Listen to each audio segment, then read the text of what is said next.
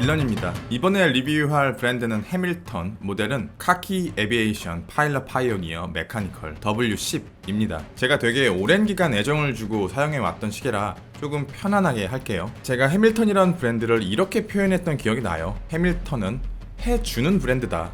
사실 지금 정규 라인업으로 팔고 있는 카키필드 오토매틱과 카키필드 메카니컬 이것 W10을 포함해서 이번에 출시한 머피 38까지 해밀턴이 아닌 다른 브랜드였다면 안 만들어졌을지도 몰라요. 얘네들이 만들고 있는 시계가 막 블링블링하고 눈에 띄거나 대중적인 인지도를 가진 건 아니지만 궁극적으로 럭셔리 워치를 지향하는 대부분의 시계 브랜드와는 다르게 야전의 냄새가 짙게 풍기는 브랜드고 덕질하는 맛이 나는 브랜드라 해야 할까요? 이건 W10입니다. W10은 1970년대 영국 공군의 요청에 의해서 만들어진 군용 시계입니다. W10이라는 명칭에 숭고한 뜻이 숨겨져 있는 것은 아니고 한국의 기관단총을 K1, 소총을 K2라고 부르는 것처럼 일종의 군대식 명명법이라고 해요. W는 혹시 와치의 약자였을까요? 원래 W10은 영국 공군의 요청으로 만들어졌기 때문에 영국의 시계 브랜드 스미스에서 만들어지다가 모종의 이유에 의해서 해밀턴과 CWC에게 넘어가게 되는데 CWC를 설립한 레이 멜로는 해밀턴 영국 지점의 전무이사였습니다. 이 당시 해밀턴에서 근무하면서 얻은 밀리터리 워치에 대한 지식과 영국 내 네트워크 자원으로 CWC라는 군용시계 전문 브랜드를 만들게 되면서 현재의 W10의 근원에는 스미스와 CWC 그리고 해밀턴이 자리를 잡고 있고 많은 시간이 흘렀지만 운이 좋게도 이 세 가지 브랜드의 W10을 지금도 만날 수 있습니다. 스미스의 W10은 영국의 타임팩터에서 복각하여 판매 중이고 CWC는 그대로 CWC에서 해밀턴에서는 비교적 최근에 복각되었습니다. 개인적으로 첫 번째는 실패한 복각이라고 생각하고요. CWC의 시계들은 스프링바가 분리가 안 되는 치명적인 단점이 있습니다. 줄질이 불가능해요. 브랜드 밸류나 무브먼트나 착용감, 가격, 접근성 다양한 조건들을 고려해보면 해밀턴이 나쁘지 않은 선택지라는 것을 알 수 있습니다. 해밀턴의 밀리터리 워치는 이것을 포함해서 매력적인 선택지가 몇 개 더 있어요. 카키필드 오토매틱, 카키필드 메카니컬, 머피 38. 저는 비슷한 가격대에서 더 좋은 선택지가 나타나면 보통 넘어가는 편이거든요. 그래서 머피 38이 출시되었을 때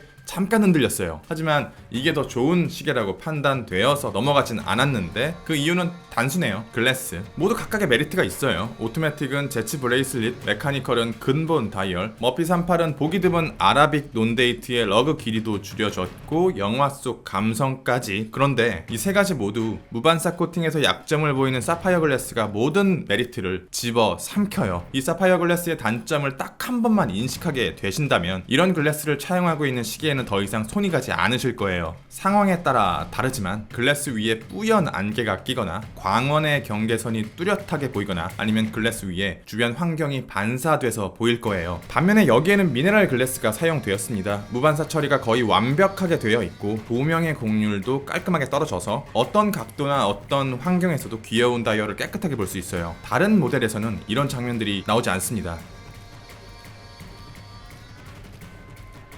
미네랄이라는 소재에 대해서 걱정하시는 분들이 많은 걸로 알아요. 저도 그랬거든요. 수십 배를 접사해서 보면 글래스 끝부분에 이렇게 미세한 스크래치가 자글자글하게 생기는 것을 부정할 수는 없지만 이건 피콜로의 눈을 가졌어도 육안으로는 볼 수 없는 영역입니다. 큰 충격으로 인해 찍힘이 생기거나 갈리거나 깨진다면 교체하면 그만이야.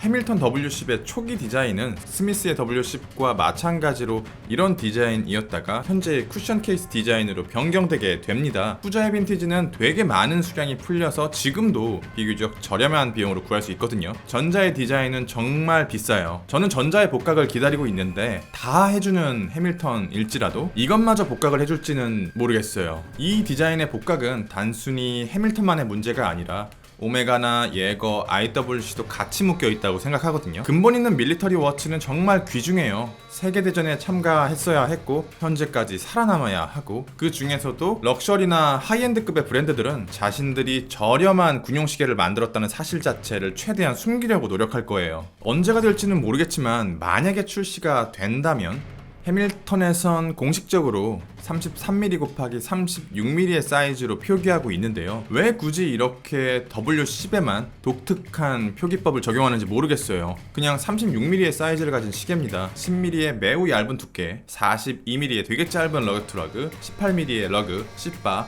100m 방수. 케이스는 정말 별거 없어요. 어떤 시계의 케이스보다도 단순하고 작고 귀여운데요. 어떤 시계를 굉장히 대량으로 저렴하게 만들어야 했다면 아마 이런 케이스가 만들어지지 않았을까요? W10의 케이스 디자인이 이렇게 변경된 이유도 대략적으로 추측이 가능하네요. 러그의 뒷면을 제외하곤 전체적으로 얇은 브러싱 마감이 발려 있습니다. 거기다 살짝 애교스러운 엣지 마감까지. 마감의 퀄리티는 실망하실 수도 있어요. 대다수의 시계 브랜드가 메인으로 가져가고 있는 블링블링한 다이버워치나 화려한 스틸 스포츠에서 사용되는 부드럽거나 깨끗하고 균일한 마감이 발려있는 것이 아니라 태생부터 거친 환경을 버텨야 하는 밀리터리 워치에 걸맞는 얇고 거친 브러싱 마감이 의도적인 형태가 아니라 진짜 그냥 대충 발려있기 때문에 애초에 군용시계를 좋아하지 않는 분들에게는 불호일 가능성이 커요. 이건 다이얼이나 핸즈의 퀄리티도 마찬가지인데요. 사실 해밀턴이 이런 세밀한 마감의 디테일은 조금 약한 것 같아요. 가격대가 비슷한 몇몇의 브랜드가 있지만 최근 그 브랜드들의 마감의 성장세가 무섭거든요. 케이스백은 4개의 나사로 단단하게 조여져 있습니다. 스크류 케이스백이 아닌데도 불구하고 방수를 무려 100m까지 끌어올렸네요. 사이즈, 케이스 디자인, 케이스백 등을 종합해 본다면 가죽 스트랩 체계를 기준으로 이것보다 좋은 착용감을 가진 기계식 시계는 세 손가락 안에 꼽아야 할 겁니다. 단순한 케이스 이상으로 다이얼 역시 심플합니다. 이 다이얼의 디자인은 되게 많이 보셨을 거예요. 군용시계의 다이얼은 그것을 요청한 군에서 다이얼의 디자인을 지정해줍니다. 블랙매트 다이얼, 소드 핸즈, 레일로드, 야광의 위치, 여기다 영국군의 상징인 에로우 마크, 야광의 소재인 트리듐. 그래서 제작을 요청한 국가가 같다면 브랜드가 달라도 약간의 차이는 있지만 엠블럼 정도를 제외하면 거의 다 비슷비슷합니다. 오리지널 W10과의 가장 큰 차이점은 다이얼의 색상과 질감인데요. 애호가 입장에서는 오리지널을 완벽하게 복각해줬으면 더 좋았겠지만 브랜드 입장에서는 최선의 선택이라고 생각해요. 현대의 시계에는 미묘하지만 확실한 차이점을 부여하면서 과거의 시계에 대한 존중을 보여주는 것처럼 보이거든요. 확대해서 보면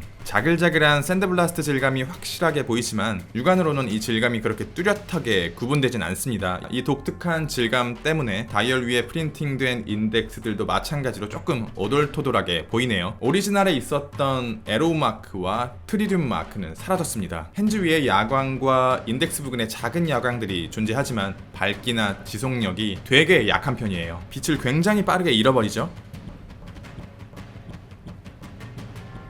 야광은 생색내기용으로 보시면 될 것 같아요. 무브먼트는 칼리버 H50으로 기존의 에타 범용 무브먼트에서 진동수를 조금 포기하고 리저브를 80시간까지 끌어올린 핸드 와인딩 무브먼트입니다. 실제로는 80시간보다 조금 더 가요. 한 4-5시간 정도 더 유지가 되더라고요. 단순하게 생각하면 수동 무브먼트가 오토매틱 무브먼트에 비해서 가지는 강점이 전무한 것처럼 보이잖아요. 아닙니다. 로터가 없는 대신에 얻을 수 있는 약간의 두께와 감성을 얻을 수 있습니다. 그런데 이거 크라운이 너무 작고 케이스에 파묻혀 있어서 와인딩이 너무 힘들더라고요. 제가 개인적으로 원피스 나토를 좋아하지 않아서 보통 투피스 나토 스트랩을 구매하거나 이렇게 가죽 스트랩으로 체결해서 차고 다녀요. 착용감의 차이가 되게 크거든요. 아무래도 나토 스트랩이 스프링바에 직접 연결되는 다른 계열의 스트랩에 비해서 시계의 헤드를 꽉 잡아주지 못하는 느낌이 되게 불편하게 다가오더라고요. 그래도 파일럿 워치에 가장 잘 어울리는 스트랩은 나토라는 것을 부정할 수는 없습니다. 여기까지 하겠습니다. 빌런이었습니다. 감사합니다.